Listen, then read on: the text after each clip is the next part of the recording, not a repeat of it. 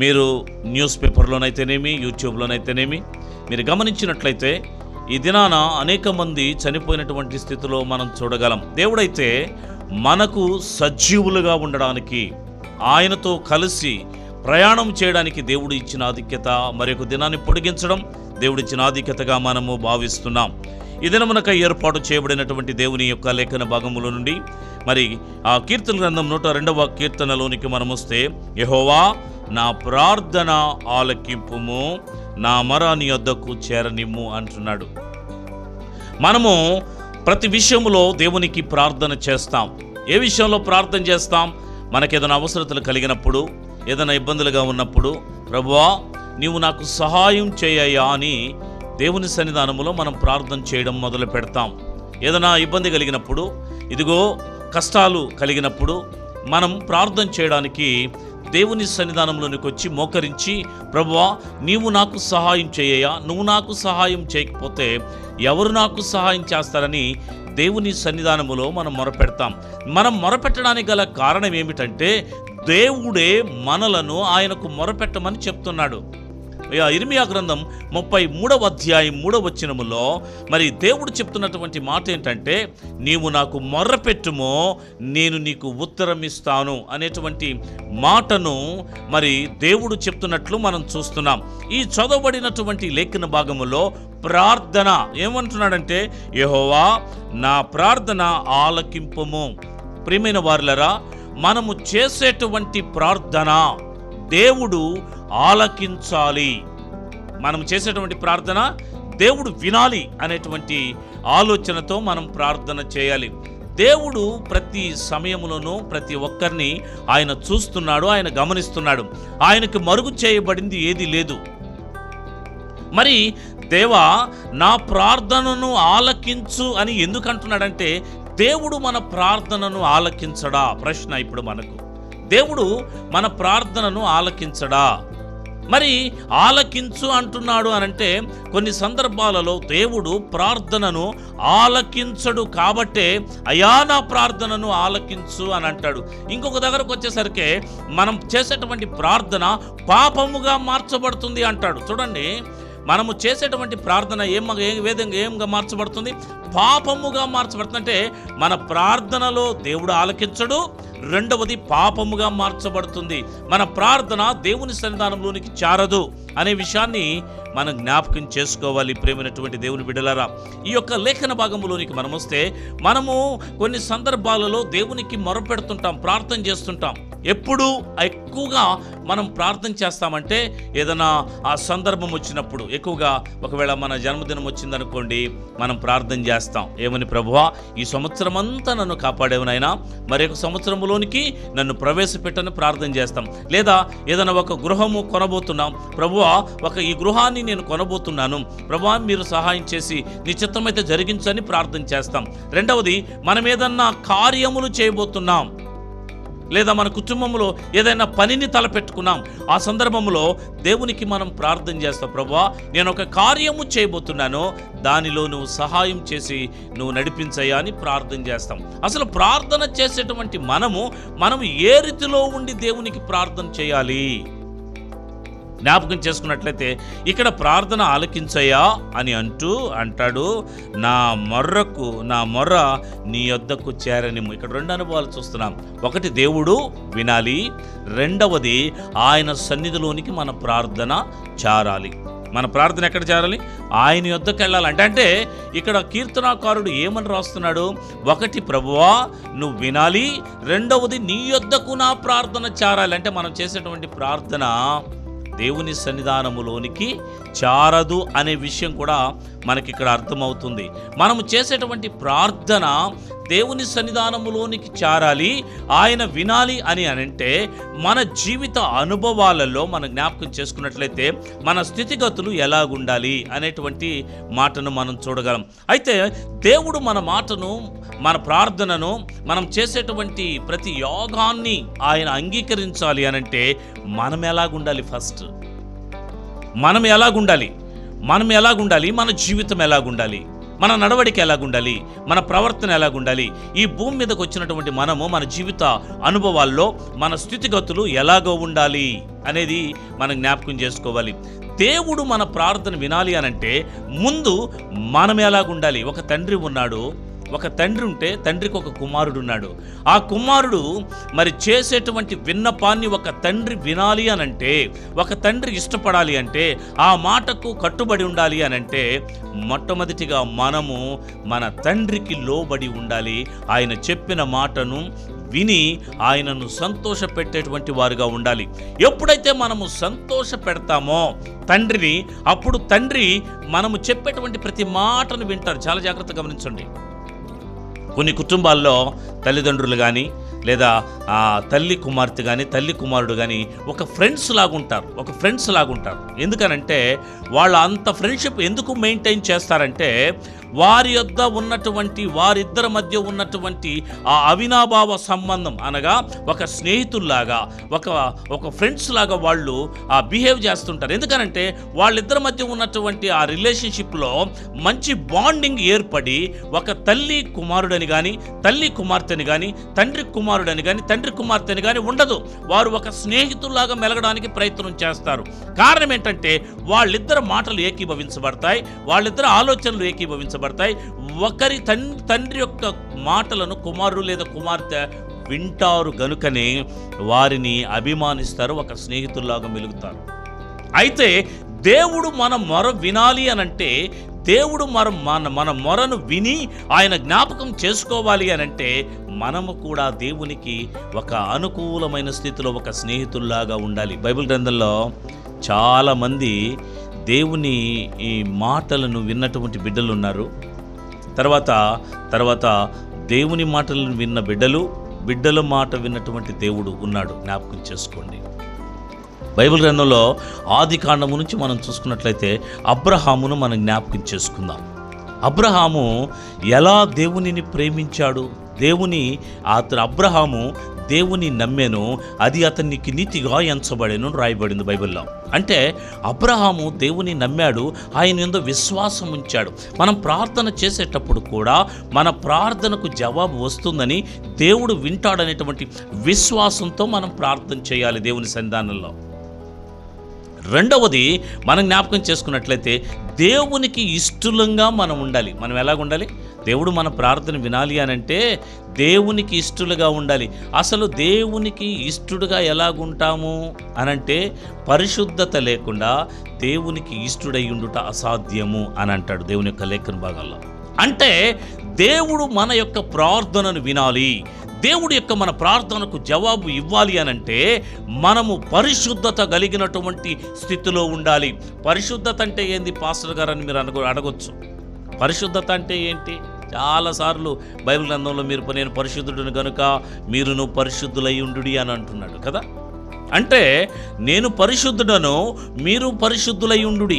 మీరు పరిశుద్ధులుగా ఉండాలి అనంటే ఎలా ఉండాలి అనేటువంటి దేవుని యొక్క లేఖన భాగంలో మనం చూస్తే మనము పాపమును అంటుకోని స్థితిలో ఉండాలి. మనం ఉండేది ఎక్కడంటే పాపపు లోకములో ఉన్నాం. ఎక్కడున్నాం? పాప సంబంధమైన ఈ లోకము మన చుట్టుప్రక్కల పాపమే కనిపిస్తూ ఉంటుంది. మనకు ఎక్కడ చూసినా భయంకరమైనటువంటి జీవితం ఈ యొక్క లోకములో భయంకరమైనటువంటి సంఘటనలు జరుగుతూ ఉంటాయి. ఎక్కడ చూచినా పాపపు కార్యాలే మనకు కనబడుతుంటాయి. మీరు ఏది చూచినా పాపముతో కూడిందే, ఏది చూచినా ఏది విన్నా పాపముతో కూడినటువంటిదే. అయితే ఈ పాపపు లోకములో ఉన్నటువంటి మనము పరిశుద్ధులుగా ఎలా జీవించాలి అనంటే, ప్రియమైన వాళ్ళరా, ఒక చిన్న ఎగ్జాంపుల్ మీకు చెప్తాను. మరి తామర పుష్పం అనేటువంటిది ఒక దాన్ని మనం చూడగలం. ఈ తామర పుష్పం ఎక్కడి నుంచి వస్తుందంటే నీటి అడుగు భాగములో నుండి బురదలో నుండి పైకి వస్తుంది. ఎక్కడి నుంచి వస్తుంది?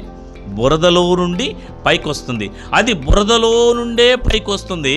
కానీ అది పైకి వచ్చేటప్పటికి దానికి ఎంత మాత్రమును బురద అంటదు. కారణం ఏంటంటే అది మలినాన్ని పూసుకోవడానికి, మలినాన్ని రుద్దుకోవడానికి, మలినాన్ని తన శరీరం అంతా అలుముకోవడానికి ఇష్టపడదు. ఆ పుష్పము పవిత్రంగా ఉండడానికే ఇష్టపడుతుంది. అంటే బురదంటే ఆ యొక్క పుష్పానికి అసహ్యం.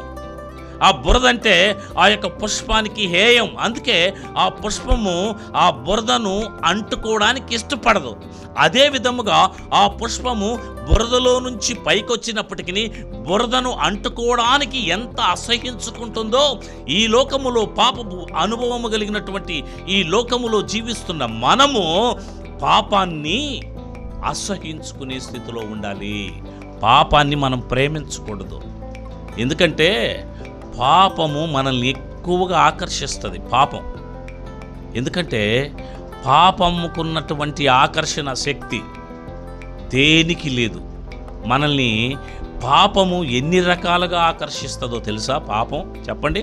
మనకు మూడు పాపములో పడిపోవడానికి మూడు ముఖ్యమైనటువంటి ఇవి ఉన్నాయి. ఏంది? ఇంద్రియాలు. ఒకటి ఆలోచన చేస్తే జ్ఞాపకం చేసుకోండి, మొట్టమొదటిది మన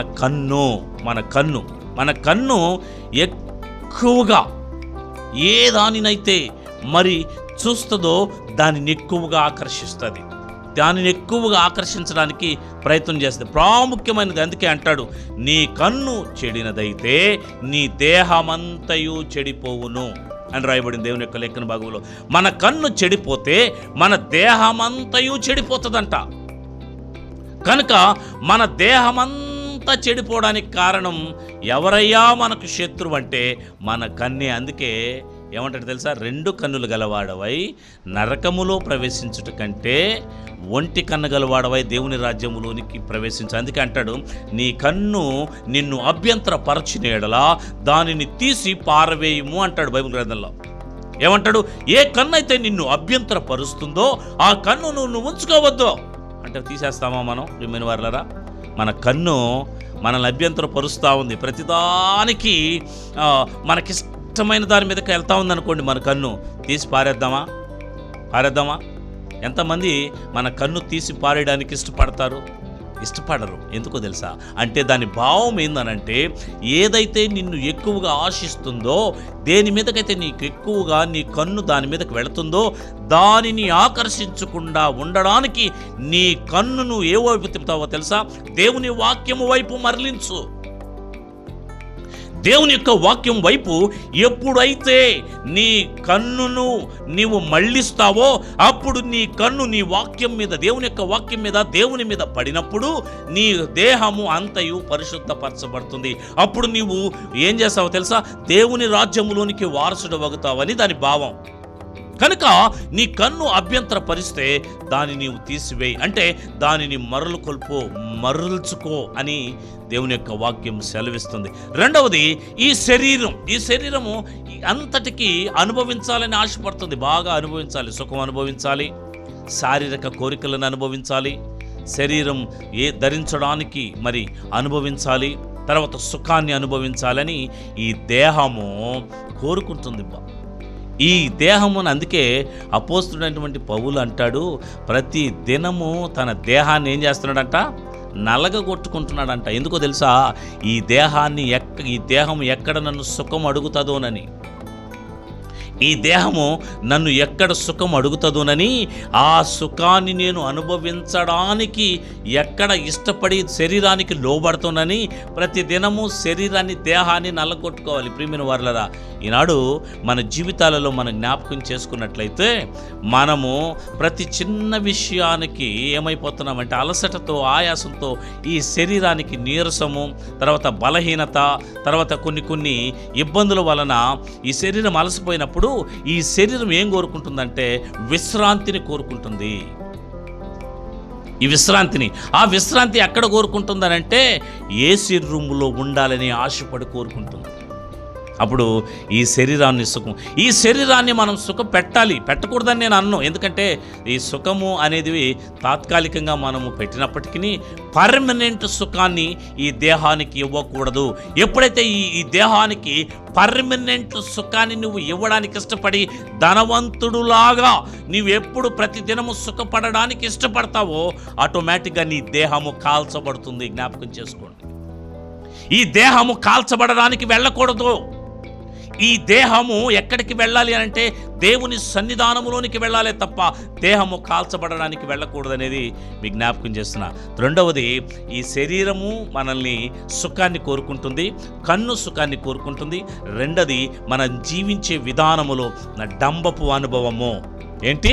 మనము జీవించేటువంటి అనుభవములో ఈ దేహమంతయు, ఈ కన్ను, ఈ శరీరం అంతా జీవన విధానములో డంబాన్ని కోరుకుంటుంది, అంటే గొప్పతనాన్ని కోరుకుంటుంది.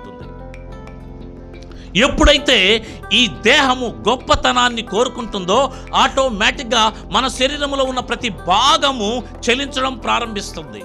ఎలా చెల్లిస్తుంది అని అంటే, ఈ డంబమునకు అనుకూలమైన స్థితిలో ఆటోమేటిక్గా మన భుజాలు పైకి లేస్తాయి, మన శరీరం పైకి లేస్తుంది, తర్వాత మన కాలరు నిలబడుతుంది, తర్వాత మనం దేహాన్ని అంతా అటు ఇటు చూసుకోవడం ప్రారంభిస్తాం. మన ముఖాన్ని తేజవంతంగా ఉందా లేదని మిర్రర్ ముందుకు వెళ్ళి చూస్తాం.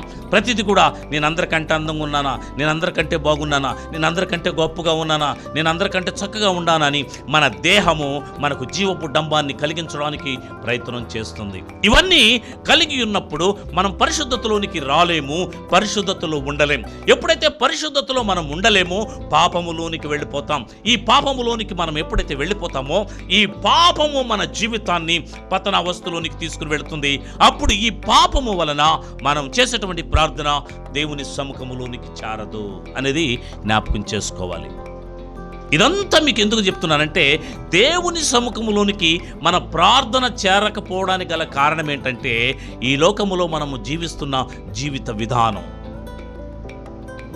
మనం నడుస్తున్న మన నడవడిక, మన ప్రవర్తన, మన స్థితిగతులు మనలను దేవుని సన్నిధానంలోనికి ప్రార్థన చేరకుండా చేస్తూ ఉంది. మనం చేసేటువంటి ప్రార్థనను తీసుకుని వెళ్ళడానికి దేవుని దూతలు ప్రతి దినం ఆకాశము నుండి దిగి వచ్చి మనం చేసేటువంటి ప్రార్థనలను తన దోసిట్లో నుంచి తీసుకుని దేవుని సముఖములోనికి వెళ్ళి కుమ్మరిస్తాయి. అందుకే అంటాడు ఇక్కడ లేఖన భాగంలో 2వ వచనం చూడండి, 1వ వచనం అంటాడు, యెహోవా నా ప్రార్థన ఆలకింపుము, నా మొర నీ యొద్దకు చేరనిము. మనం మొరం పెడతాం కదా దేవునికి, మనం మొర పెడతాం కదా. మనం ప్రతి ఒక్కరము ఉదయకాలమున లేచిన తర్వాత దేవునికి మొర పెడతాం, ప్రభువా నేను ఉదయకాలమున లేచానయ్యా, నిన్ను ఆరాధించడానికి, నిన్ను స్తుతించడానికి, నిన్ను గణపరచడానికి నేను అయ్యా లేచాను. అయ్యా నన్ను జ్ఞాపకం చేసుకో ప్రభువా, నాకు కావలసిన అవసరతలు, అక్కర్లన్నీ దేవుని సన్నిధానంలోనికి మనం చేరడానికి మనం ప్రార్థన చేసినప్పుడు ఆ ప్రార్థన అంతా కూడా ఆ దేవదూతని ఆ చేతిలోనికి వెళ్ళి అది దేవుని సన్నిధానంలో కుమ్మరించబడుతుంది. కుమ్మరించబడిన తర్వాత ఆ యొక్క ప్రార్థనను దేవుడు విని దానికి జవాబు నీకు అనుగ్రహిస్తాడు.